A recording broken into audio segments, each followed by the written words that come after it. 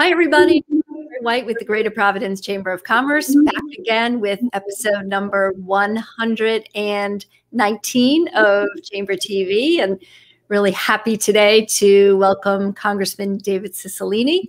How are you, Congressman? Nice to see you as always. Thanks for taking the time. My pleasure. Great to see you again. I hope you're well.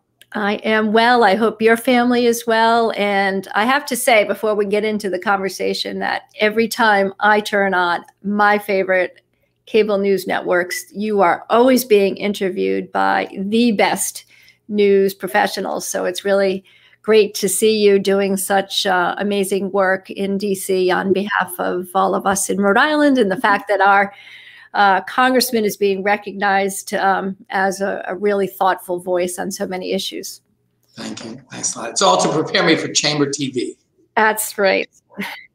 So let's start by talking about Governor Gina Raimondo, former Governor Gina Raimondo, who is now Secretary Raimondo in DC. And I was wondering, have you had the opportunity to cross paths with her in her early days as Secretary of Commerce? I have not. I did speak to her right before she was sworn in, but I haven't actually seen her physically. I'm certain I'll have the opportunity to do that. I'm incredibly excited that she is now our Secretary of Commerce.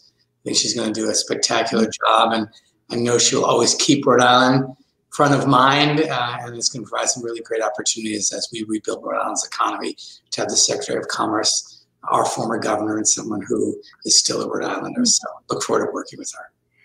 Well, I'm certainly hoping that the comments that she has made thus far about the census and potentially extending the deadline is good news for Rhode Island, so that we can make sure that we can maintain both of our congressional seats. So it is kind of interesting and ironic that she would preside over this process.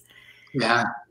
Well, and also it's important because, as you know, Laurie, so much of the federal funding that comes to Rhode Island is determined by the number of congressional districts in the state. So it would be a significant financial loss to our state if we were to lose a congressional district.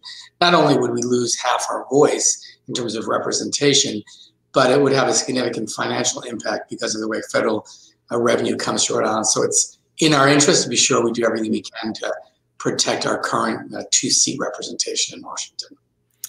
Excellent. Well, we look forward to connecting with her once she gets fully ensconced in the role. I did watch her on MSNBC with Stephanie Ruhle, and she spoke very favorably about the tremendous reception she has received from the fellow members of the delegation, congressional delegation, you included. So with that, let's segue over to the American Rescue Plan and how that is being received. What do you hear from the business community here in Rhode Island about their receptivity to the plan? And I imagine that some of our fellow citizens have already begun to receive some of the stimulus checks. Yes, I think there's overwhelming support for the American Rescue Plan. I really want to applaud the leadership of President Biden, who really tried as hard as he could to make this effort bipartisan, but also said he was unwilling to not respond to the gravity of the economic and public health crisis. And we worked together to put together a package that really responds to the very, very serious challenge of this virus, this pandemic, and also to the crushing impact it's had on our economy. And so the American Rescue Plan first invests significantly in vaccine distribution, vaccine production, testing, contact tracing, to be sure that we can crush this virus once and for all. And then it helps deal with the effects to mitigate the harm that it's caused to our economy, to our way of life. So there's assistance for school districts to reopen schools safely. There's mortgage and rental assistance for people struggling to meet those obligations. There's significant increases in childcare so moms and dads can get back to work, back into the workforce. More help for small businesses through the PPP program and the EIDL loan program. Significant help to help the heroes on the front lines of this pandemic with state and local assistance. Rhode Island stands to receive $1.7 billion in state and local aid to help cities and the state recover economically and meet the increased costs that have been associated with responding to this pandemic. So I think this is a plan which really will help get our economy back on track, will defeat the virus. And every economist who really looked at the current situation said the danger is going too small. If you don't do a significant relief package, you could delay the economic recovery by a generation, which would mean prolonged period of recession, and it would cost even more. So this was a question of making smart investments now so we can quickly recover, get out of this difficult economic period, and get people back to work and our economy humming again. You mentioned PPP and EIDL loans, the EIDL loans. Are there any specific new provisions in these loan incentive programs that perhaps are different from the previous round? And what is your perspective on the eligibility criteria? Yeah, we created a new program specifically for restaurants and bars that have been especially hard hit. And so we identified separate resources for those industries. In addition, most of the state and local fiscal relief can be used for economic development initiatives. So there's a lot of latitude. There will be a lot of latitude at the state and local level for state and local governments to respond to the small businesses in their respective communities. And so I think you'll see programs at the state level as they use those resources, and at the local level to help small businesses get back on their feet and get people back to work and get our economy moving again. Have you had a chance to congratulate our new governor, Governor McKee? I have congratulated him and look forward to working with him. He was at our announcement when we passed the American Rescue Plan to kind of outline what it meant for Rhode Island. And I was pleased that the governor was there as well as the mayor of the capital city. What is your best advice to business professionals about things that they should look for in this $1.9 trillion plan that might help them with their day-to-day operations, if perchance they haven't already, been fully immersed in the prior rounds of PPP? Well, I would say first is a lot of assistance for working families. Direct cash payments, more money in the pockets, the child care tax credit, the rental mortgage assistance, all those things are going to give working families the ability to get back to work and have money to spend to create the demand that businesses rely on. So first, I'd say there's a lot of support for working families that will help really benefit business in that it will create consumers and customers for the business community. But there are a number of business programs like the PPP, the EIDL program that are available. We provided additional resources for both of those. Today, we'll extend the PPP program another 2 months so that we can be sure there's ample time to use the resources. But there's a significant amount of money going to state and local governments, in part targeted for economic development, for economic recovery. And so I'd say pay attention to what the federal government articulates in terms of guidance for these programs, but also pay attention to what the state government and what your local city and town does, because they'll have significant resources. And my guess is they will devote some part of that to economic development assistance to small businesses in our community. So don't just think of the federal program, think of what the Commerce Department is going to have available to you, think what your city and town is going to have available to you, and you ought to be thinking about help from all three levels of government. Even though it comes from the federal government, the money, they'll be administered by the state and local governments. How would you suggest that the average business person go about finding that information? It's, you know how obtuse a lot of this stuff is. What are your thoughts on how to figure out on the shopping list what might work for somebody? Well, my expectation is that once the state makes determinations as to how they'll use the money that's been allocated and what portion of it will go to economic development and to assist small businesses, they'll design programs to do it. And then the Commerce Department, I know, understands that getting this money out into the hands of small business owners so that they can survive is critical. You can't hold on to it. So they'll have the responsibility to make sure people understand what programs are available. We'll all do our part as members of the delegation to publish that as well. And cities and towns will do the same thing. And so I think you'll see announcements. You'll see programs posted on city and town and state websites. I hope all of this will be done in a kind of central way, so a business owner can go to one location on Commerce and see what's available at the federal level, at the state level, and then from their local city and town to make it easy so that small business owners don't have to spend hours and hours searching for this stuff. I think in the PPP, it was pretty clear how the program worked. People got that information pretty quickly. I think we're going to hopefully see the same thing when the state makes decisions on how to use the resources that are now available to them for economic development. Question about the long-term financial viability of all of these programs and the precedent that it's setting in terms of the structural components of this. Are you at all concerned about adding $1.9 trillion into the spending plan and figuring out how we're going to pay for this long term without raising taxes? Yeah, I mean, I think we all recognize that this is a once-in-a-century emergency. This is a public health crisis like we've never had, or like we haven't had in 100 years, I should say.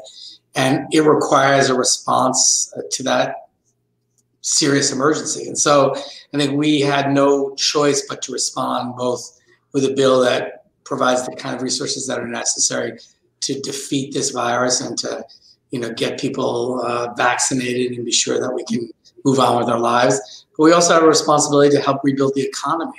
And all the economists, kind of all the serious economists that I have read who have done an analysis of the current market conditions and the American Rescue Plan have all said, this is the right plan, it's the right size. The notion of kind of just spending less would run a real risk of prolonging our economic recovery and in the long term costing us more. The way we recover the money that's being invested in the American Rescue Plan is to get people back to work, to get businesses open, to grow the economy.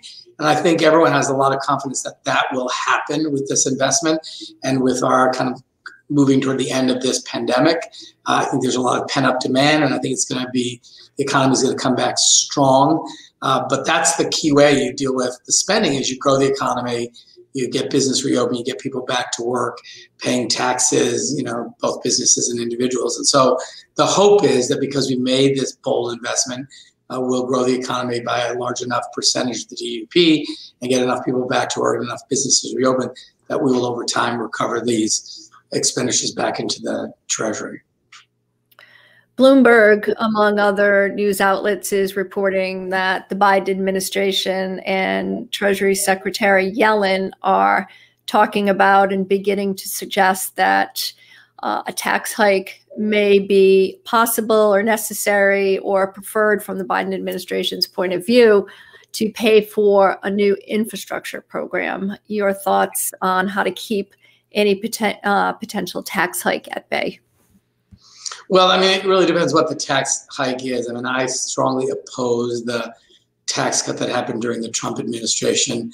It was coincidentally about a $1.9 trillion tax cut, was unpaid for, and in excess of 80% of that tax cut went to the top 1%. So the richest people in this country got a tax cut that frankly they didn't need. And this whole notion of trickle down, that somehow if you give people, very rich people, a bigger tax cut, somehow it's going to trickle down to the rest of us, though there's no evidence that that's actually ever happened.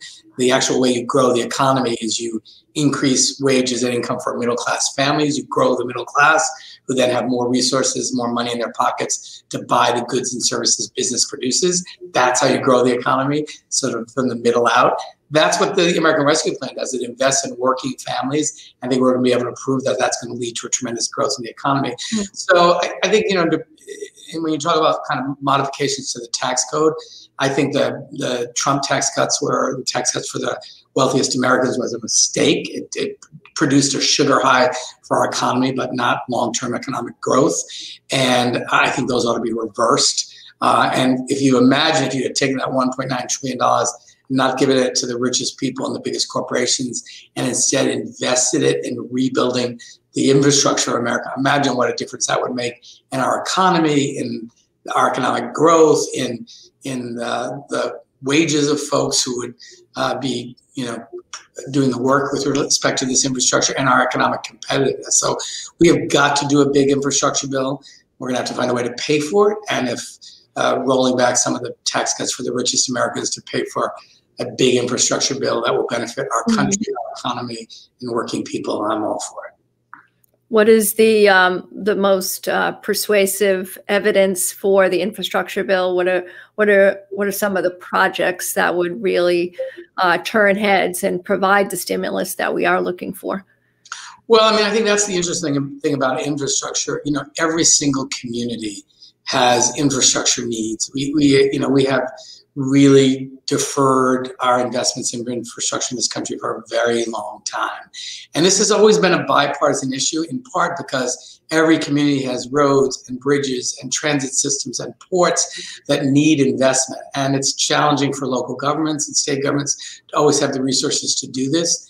This is one of the things where I think the federal government has a responsibility to be a good partner because it's so critical to economic development, the ability to move goods and services and information to compete in the 21st century.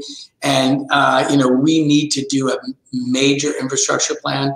When you look at what some of our competitors are doing, they are literally racing by us, figuratively and literally, with major investments in rail and transit and ports that are giving them a competitive advantage in this 21st century economy. So this is about quality of life, so people can drive on roads that are safe and not broken up, so that they can have goods shipped to ports that are competitive, that they can ride public transit. I mean, these are quality of life issues. They're safety issues because some of these bridges and other things deteriorate so badly they pose a public safety danger. It's also, infrastructure is not one of those things that fixes itself. And the longer you wait, the more expensive it becomes. So there's real urgency to address this structural deficiency in our infrastructure in this country, and it will create millions and millions of good-paying jobs. It'll help respond to the very serious challenges of climate change, and build more resilient, more sustainable communities, and it will improve the quality of life and our competitiveness around the world. So there's a lot of consensus around this, and I hope there will be a lot of bipartisan support for a big infrastructure bill. It's interesting that you mentioned that because, of course, there's always been a lot of discussion and comparison as to why America's infrastructure is so suboptimal compared to other parts in this world where governments do invest, as you said, in rail and air facilities, airports, and other kinds of transit that really are miles and miles ahead of any place that we see here in the United States. Why is that? Why are we so far behind? I don't know. I mean, part of it is, it's a big country, so there's a lot of infrastructure. And so sometimes you go to European countries and they have these bullet trains or high-speed rail. You think, why don't we have that? And it's, some of it's scale. We have a lot to cover in the U.S., but also it's just we haven't made the investments. It's just always the thing that seems to get put to the bottom of the list. We haven't, over a very long period of time, sustained the level of investment that we need to rebuild the infrastructure of this country. We also have used a financing model in general that uses revenues from a tax on gasoline, which is kind of a weird way to do this because when, fuel prices go up, the fuel tax proceeds go down.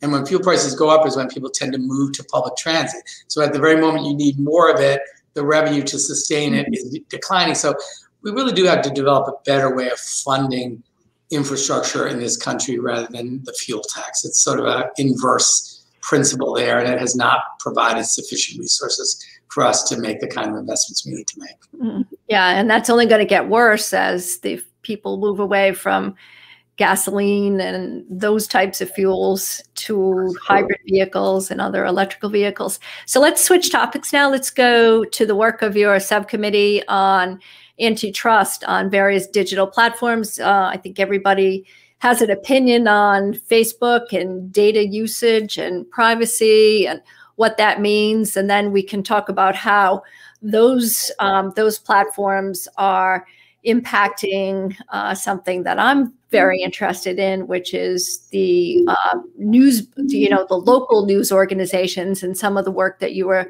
doing there, potentially to help small hometown newspapers be able to compete against these, these very substantial giants. So tell us about the work of your subcommittee on that. So we, in the last Congress, I led an investigation, an antitrust investigation of the large 4 technology platforms to really study the digital marketplace is really the first antitrust investigation Congress has done in more than 50 years. It was fully bipartisan, and we produced a 500-page report at the conclusion of the investigation, which was, dozens and dozens of witnesses, millions of documents, lots of hearings, and essentially concluded that these 4 technology platforms have really monopoly power, that they control the markets that they dominate, and that they engage in a set of anti-competitive behaviors that amount to bullying competitors, crushing competitors, excluding people, favoring their own products and services, and the market's really not functioning. And so we put forth a set of recommendations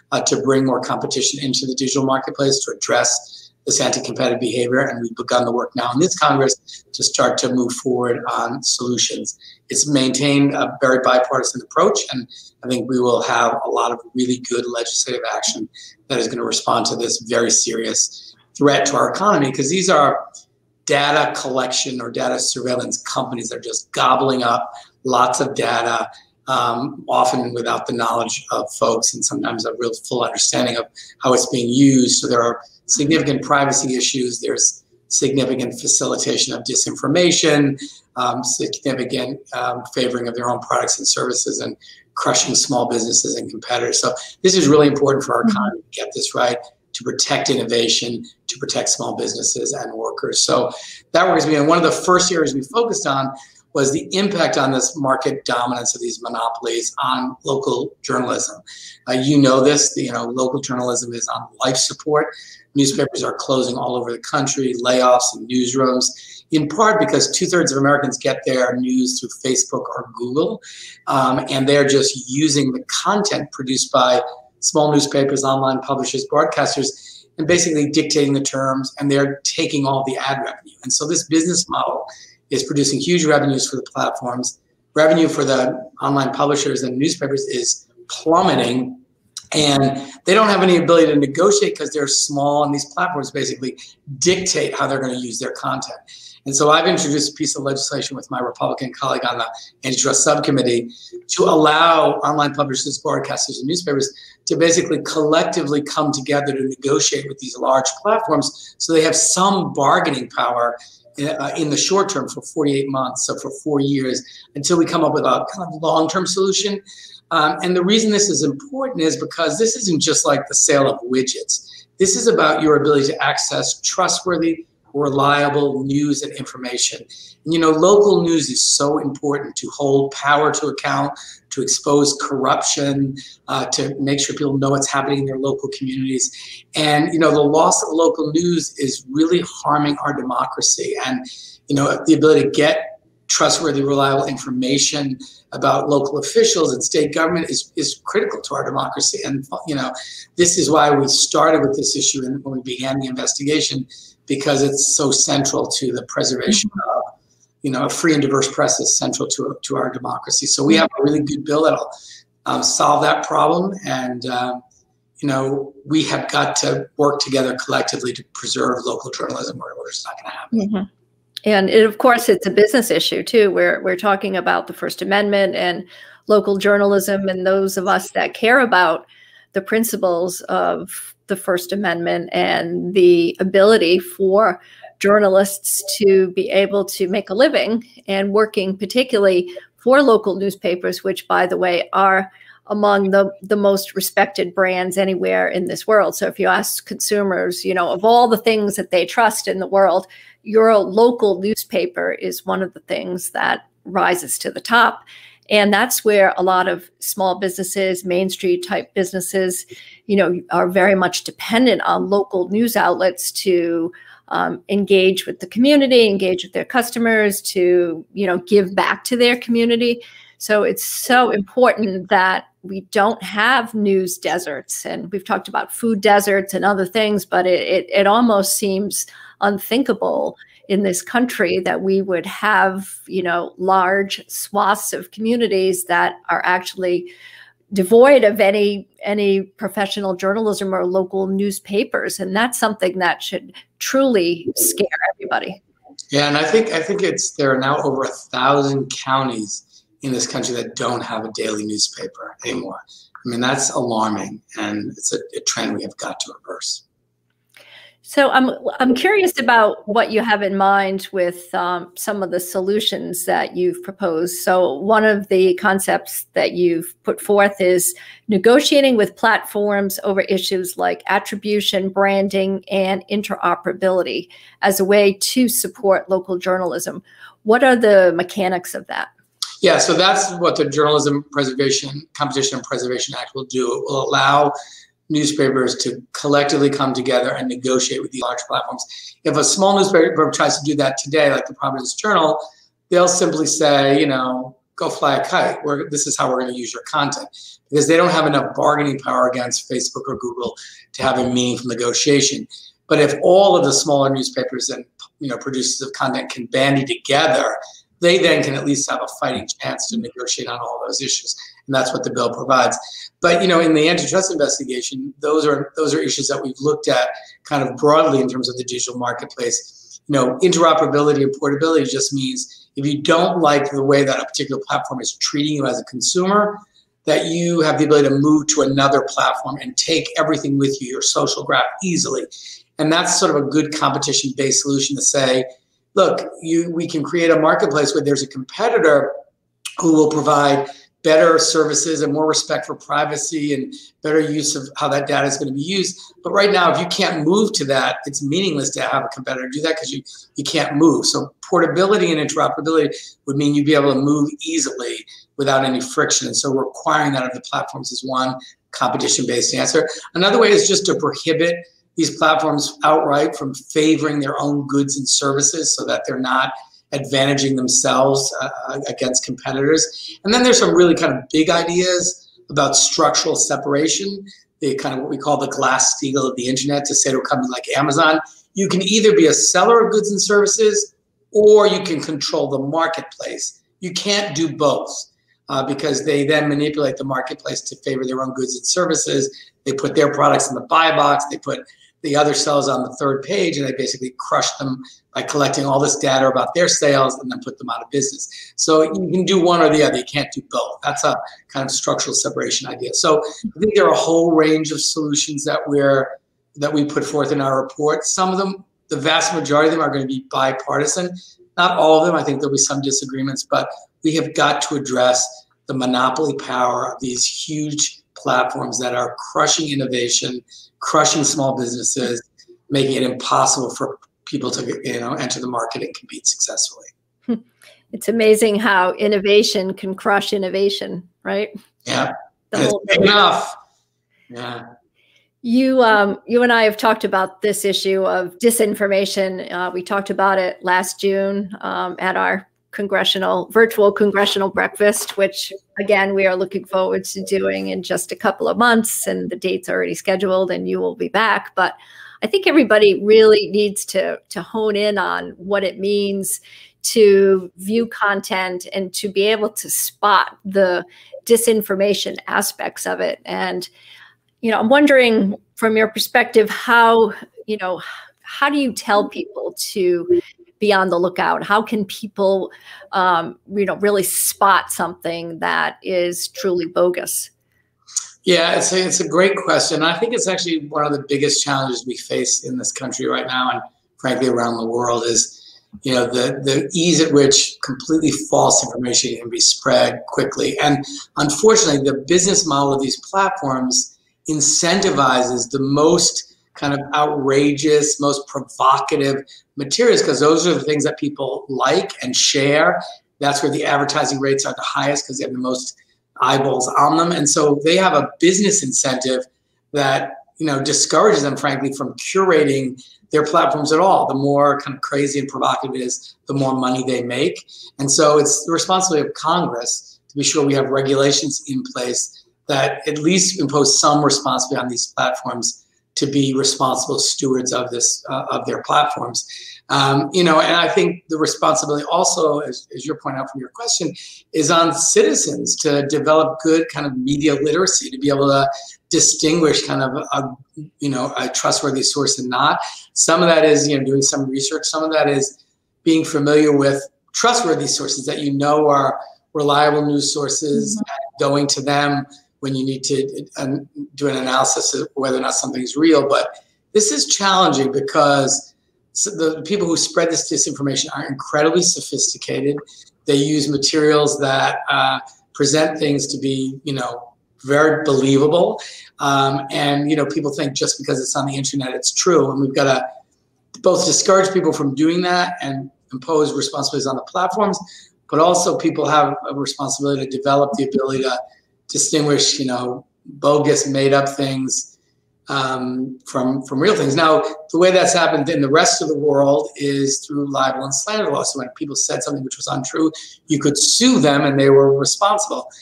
Because of the immunity that we've given to the platforms, that's not currently available. And that's, I think, one of the challenges is how do we modify Section 230 that keeps the internet open and free, but also imposes some responsibility on the platforms to do a better job at this widespread dissemination of false information and limiting it and controlling it on their platforms. Well, I'm involved with the University of Rhode Island and have sponsored a series of lectures on the First Amendment and freedom of the press and the preservation of local news media. So this is a subject that is of particular interest to me. So I want to thank you for taking it on. But again, in wrapping it into my role with the chamber, I just want to reinforce that it is for sure something that businesses are very much concerned about too. Well, I think, of the work of your incredible late husband. I mean, it contributed so much to the civic life of our state. I mean, you think of the corruption that he exposed in his reporting and what a difference it made. That's just one example, and that happens all across the country in lots of different places. So. Yeah. Well, not to go on a tangent about that, but it's kind of interesting how, times have changed in, just the last 5 years when, journalism, enjoyed a different set of, responsibilities and roles than sort of it does now. But getting back to what I said at the top of the hour when we were talking about your appearances on various cable broadcast shows, but I want to say that the interviews that you've been doing have been with responsible journalists on responsible platforms, and it's not punditry type of disinformation. And there's a real distinction there. And I don't, sometimes I don't blame, certain viewers from being confused about, what they see and what they hear, because some of it is obviously false and bogus, but it's hard to necessarily spot if it's, on TV, quote unquote. But that's where the media literacy comes in and how you have to be a smart consumer of news as well. Absolutely. So we only have a couple of minutes left, and I want to just swing over to the topic of the vaccination and what you're seeing there. Are you pleased with how things have changed in the last couple of weeks? It seems like there's a much more, a greater sense of buoyancy in the air. The stock markets are beginning to really prepare for a risk-on run. Lots of pent-up excitement about potentially getting out this summer and spending money, going on vacations. What are you hearing from your constituents about getting the vaccine? Yeah, I mean, I think by and large, people are excited about getting the vaccine when it's their turn. And, I think everyone's hope is by early summer we'll feel really differently, because a big part of our state will at least be vaccinated or have the ability to be vaccinated. But I do think, we've turned a corner. It feels like production has increased. It feels like the system has been streamlined well. And so it's just now getting needles into arms. The American Rescue Plan devotes a lot of resources to increase vaccine production and availability. So I think, this has been a #1 priority of the Biden administration. We're seeing the effects of that. And I do think people are sort of at the point now where they can't wait to resume some kind of a normal life and be able to go out to dinner and visit friends. And I think that time is coming. I just think everyone needs to continue to follow the public health guidance. We're so close to, crushing this thing. Let's not relapse because we get anxious too early. Do you worry about a potential third wave, and how does that possibly tie into what we're observing down around the borders, where there's a challenge there around immigration and COVID testing and the appropriate use of testing for I think we have to be really, really listen and follow the public health guidance. I think Dr. Fauci has made clear, like, we're not out of the woods yet. And it's just when people start to feel like, oh, things are getting better, that they start sometimes making mistakes and not being careful about mask wearing and social distancing and vaccination. So we've gone this long, and it's been a long, hard winter for everyone. We've gotten through it. Spring is on the way and summer will be here soon. Like, just everyone, my hope is everyone will follow the public health guidance and we'll get through this, so that for sure by the fall, life will be pretty much back to normal. And I think that will be great news. But it's hard because people, this isolation has been hard for folks. It has really strained kind of the mental health of people, particularly people who are struggling with issues to begin with. Like, I don't think we've begun to fully appreciate just how serious the impact of this has been on the kind of public health and well-being of people. And this, I tell people all the time, this is a good time to check in on neighbors, check in on friends, maybe relatives you haven't talked to for a while, just to see how they're doing, because this is a hard time for everyone.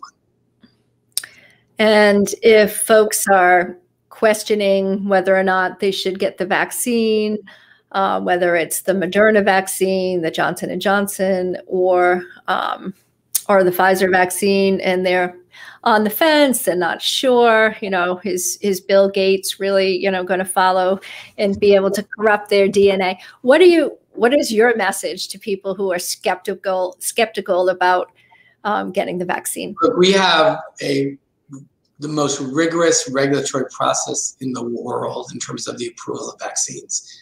There's not a country in the world that is more rigorous. These vaccines have gone through very intensive review, tested in trials with tens of thousands, maybe hundreds of thousands of people. They've been determined to be incredibly effective and safe.